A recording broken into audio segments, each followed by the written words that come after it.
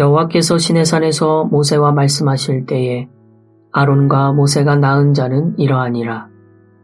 아론의 아들들의 이름은 이러하니 장자는 나답이요 다음은 아비후와 엘르아살과 이다말이니 이는 아론의 아들들의 이름이며 그들은 기름 부음을 받고 거룩하게 구별되어 제사장 직분을 위임받은 제사장들이라.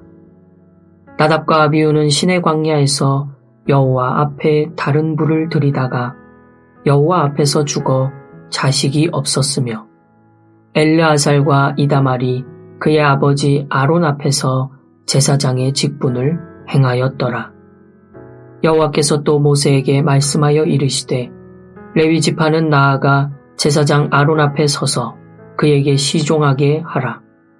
그들이 회막 앞에서 아론의 직무와 온 회중의 직무를 위하여 회막에서 시무하되 곧 회막의 모든 기구를 맡아 지키며 이스라엘 자손의 직무를 위하여 성막에서 시무할지니 너는 레위인을 아론과 그의 아들들에게 맡기라. 그들은 이스라엘 자손 중에서 아론에게 온전히 맡겨진 자들이니라. 너는 아론과 그의 아들들을 세워 제사장 직무를 행하게 하라. 외인이 가까이 하면 죽임을 당할 것이니라. 여호와께서 모세에게 말씀하여 이르시되 보라, 내가 이스라엘 자손 중에서 레위인을 택하여 이스라엘 자손 중에 태를 열어 태어난 모든 마지를 대신하게 하였은즉 레위인은 내 것이라. 처음 태어난 자는 다 내 것임은 내가 애굽 땅에서 그 처음 태어난 자를 다 죽이던 날에 이스라엘의 처음 태어난 자는 사람이나 짐승을 다 거룩하게 구별하였음이니 그들은 내 것이 될 것임이니라. 나는 여호와이니라.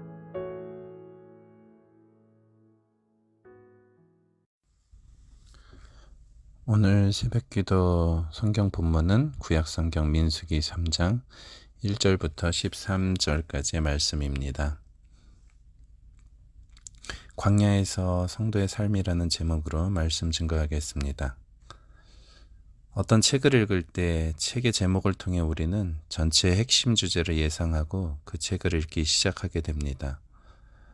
이와 마찬가지로 성경 66권의 각 권의 제목을 우리는 주의 깊게 살펴볼 때 그 책이 우리에게 무엇을 말하고자 하는 바를 우리는 알게 됩니다. 예를 들어 창세기는 시작에 관한 책입니다. 세상의 시작, 죄의 시작, 인류 문명의 시작, 전 세계적인 최초의 심판인 홍수 심판의 기록, 전 인류의 연합된 반역의 시작으로서의 바벨탑 사건, 믿음의 조상 곧 아브라함의 시작, 이스라엘 백성의 시작, 이러한 시작에 대한 책입니다. 출애굽기는 노예 생활을 하고 있는 이스라엘이 출애굽 곧 이집트를 하나님의 인도하심으로 모세라는 지도자를 통해 나오게 하시는 위대한 구원 사역의 기록들입니다. 레위기는 또한 예배의 책이라고 할 수 있습니다. 그렇다면 민수기는 어떤 책입니까? 민수기는 70인역 구약 성경에서 나온 말로서 민수기 1장과 26장에 나오는 이스라엘 백성의 인구조사를 뜻하고 있습니다. 그래서 영어로 numbers라는 단어로 표현되는데요. 즉 민수기에서 나오는 큰 사건으로 인구조사를 보고 있으며 이것은 오늘 본문 3장에 나오는 그 뒷부분에 나오는데요. 레위 지파의 인구조사 그리고 또 7장과 또 민수기 28장, 29장에 있는 제사들의 목록들, 31장에 나오는 전리품의 숫자들, 그래서 이런 숫자들이 많이 등장한다는 점에서 이 민수기라는 말은 이 책을 잘 표현해주고 있는 말이기도 합니다. 그런데 히브리 성경은 이 책의 이름을 광야에서라고 짓고 있습니다. 즉 광야에서 이 모든 사건이 일어나고 있음을 보여주고 있습니다. 그러므로 더 넓은 의미에서 하나님께서는 이스라엘 백성을 광야에서 인도하고 계심을 보여주고 있는 책이라고 할 수 있습니다. 특히 민수기에는 세 곳의 광야가 나오는데요. 민수기 1장부터 9장 사이의 배경이 되는 그런 시내산과 그 주변 광야가 첫 번째입니다. 그리고 민수기 10장부터 21장까지 나오는 가데스 바네아를 포함한 장소인 바란 광야가 바로 두 번째 광야입니다. 그리고 민수기 22장부터 등장하는 모압 광야가 세 번째 등장하는 광야입니다. 특별히 민수기는 출애굽기와 연결점이 많은데요. 출애굽기 19장 1절에는 이스라엘 백성이 출애굽을 하여 시내산에 도착한 것이 나옵니다.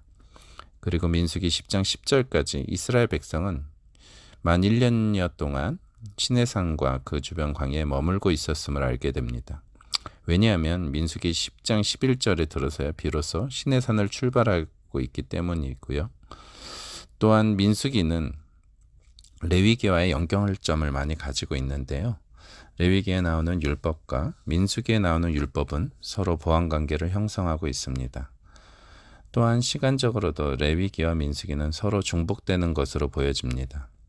왜냐하면 출애굽기 40장 17절에 성막이 완성되고 하나님께 봉헌된 시점이 출애굽 이후 둘째 해 1월 1일입니다. 그런데 14일 이후인 1월 14일에 출애굽 이후에 첫 번째 유월절 기사가 나오는데 이것은 민수기 9장에 나옵니다. 그러므로 레위기 1장부터 7장까지 나오는 제사법은 바로 이전에 주어졌을 것으로 보여집니다. 따라서 시간적으로 레위기와 민수기는 동일한 시간대를 다양하게 기록하고 있으며 시간대 순으로 기록하고 있는 것도 아님을 알 수가 있습니다.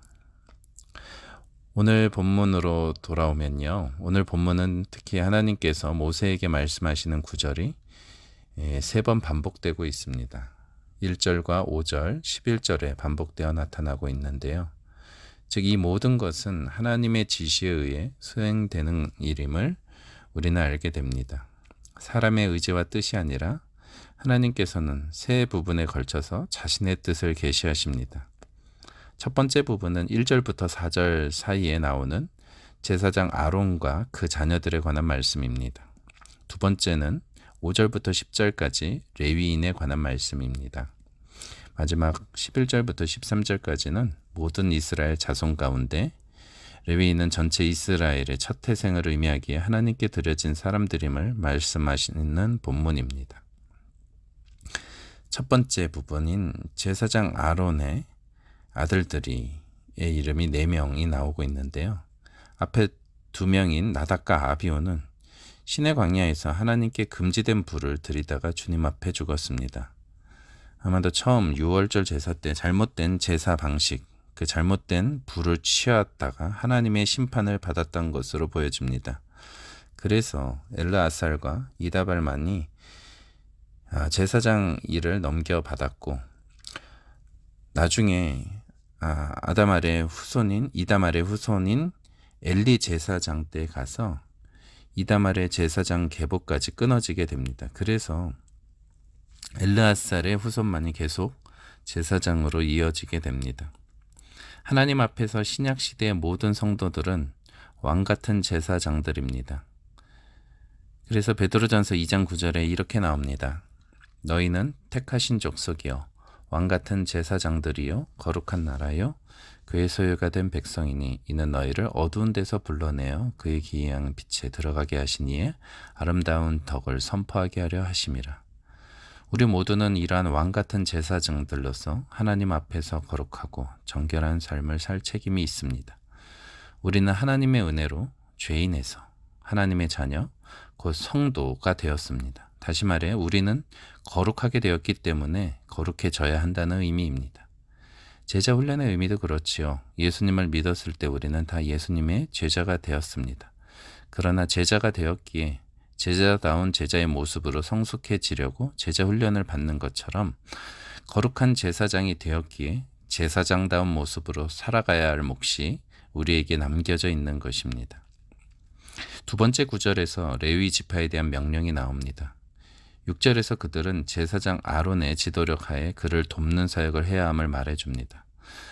또한 레위인들은 성막에서 봉사하는 사람으로서 회막의 모든 기구를 볼살피는 일을 하며 이스라엘 백성들이 해야 할 일을 돌봐야 합니다. 레위인들이 외부인들이 함부로 성막에 접근하여 죽게 되는 일을 막아야 할 책임도 가지고 있었습니다. 그래서 그들은 오늘 본문에 나오지 않지만 칼을 차고 성막 주위를 경호하였습니다. 이 두 번째 부분은 우리에게 제사장 아론과 레위인들의 관계에 대하여 보여줍니다. 그들은 하나님의 지시에 의해서 세워진 직분들을 맡고 있었습니다. 아론이 더 높고 위대한 사람이기에 제사장직을 맡긴 것이 아닙니다. 레위인이 하는 일이 없다면 제사장은 제대로 제사를 집행할 수조차도 없습니다. 서로가 하나님께서 맡기신 직분을 잘 감당할 뿐입니다. 그러나 분명한 영적 질서는 존재합니다. 레위인은 아론 제사장의 영적 지도력에 따라야 합니다. 오늘 만민 제사장주의를 오해하셔서 목회자와 성도님들 사이에 영적 질서도 무시하시는 분들이 조금 계십니다. 신약 성경은 분명 몸으로서의 교회로 그런 교회론을 말해주고 있으며 목회자나 모든 성도님들이나 모두가 그리스도 안에서 평등하다는 것을 이야기하는 부분이 분명히 나옵니다. 그러나 동시에 또 다른 신약 성경에서는 젊은이들은 장로들에게 순복하라고 순종하라고 명령하고 있다는 사실을 잊어서는 안 됩니다. 보통 건축 구조물로서의 교회론이 나오고 있는 부분이 있는데요.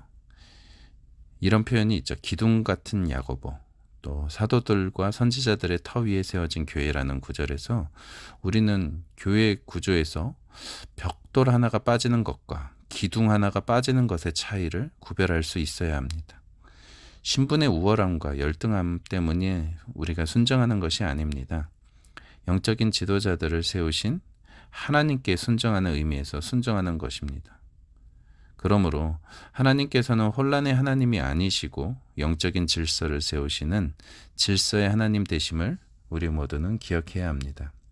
세 번째 부분은 출애굽 때 첫 태생이 하나님께 드려진 것을 기념하는 유월절 절기가 생긴 것처럼 레위인은 이스라엘 백성 전체의 첫 태생으로 하나님의 소유가 된 지파임을 말해주고 있습니다. 레위 사람들은 하나님의 것이며 거룩하게 구별된 지파임을 말씀해주고 있는데요. 새해를 맞이한 우리 모두는 우리 모두의 가장 소중한 것, 바로 생명을 포함해서 모든 것이 하나님의 것임을 기억해야 합니다. 우리가 갖고 있는 모든 시간, 모든 재물, 모든 재능, 우리의 자녀들과 나의 건강까지 하나님께서 우리 모두에게 맡기신 것들입니다. 내 것이 아닙니다. 나의 생명조차 하나님께 속한 것입니다. 하나님의 주권을 인정하고 주님 되심에 순종하는 생활이 우리의 믿음 생활입니다. 그런 의미에서 우리 모든 성도들은 구약적 의미에서 하나님께 속하게 된 레위 지파인 것입니다. 말씀을 맺겠습니다.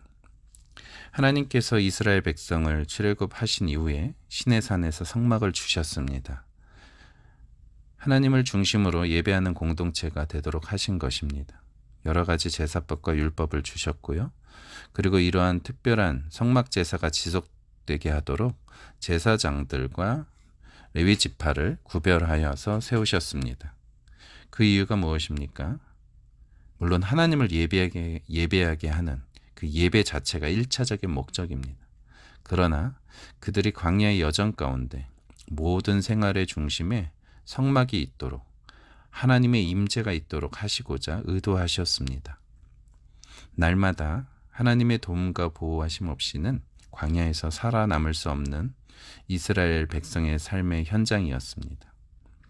민수기의 또 다른 제목처럼 광야에서 우리의 광야 같은 매일의 삶 속에서 우리가 쓰러지지 않고 약속의 땅인 가나안, 곧 천국을 향해 믿음의 발걸음을 한 걸음 한 걸음 옮기려면 성막이 필요하고 제사장들과 레위인들이 필요하였기에 하나님께서는 이스라엘 백성에게 그들을 주신 것입니다.